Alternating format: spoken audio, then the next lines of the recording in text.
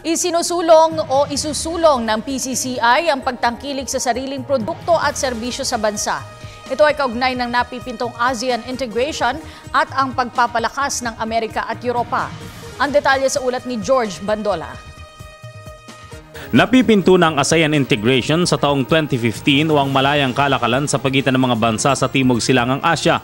Paniwala ng Philippine Chamber of Commerce and Industries, hindi daw makakasabay ang Pilipinas. Kaya imbis sa tangkilikin ng mga dayuhang produkto, nais ng bagong pamunuan ng PCCI na muling buhayin ang Buy Pinoy program.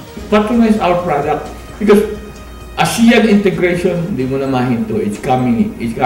But ako personally, I don't think we are ready yet for that integration, but you can stop that. So what are we going to do? The do is for us, the stakeholder, tayo mga Pilipino, it's our own product.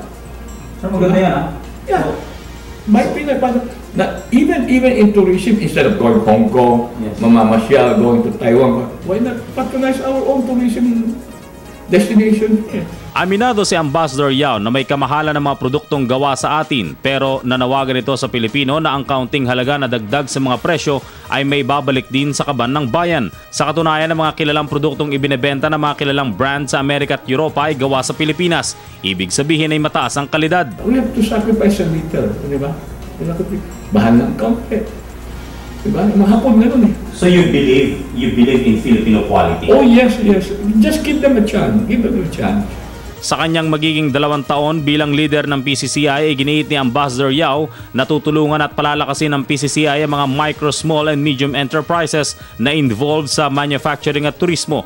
Halos 95% ng MSME ang bumubuo ng national economy at tunay na nakakapagbigay ng trabaho sa mga mahihirap. Yes. Patronize and invest. We have only one country. I look more very nationalistic. Para sa Telebisyon ng Bayan, George Bandola.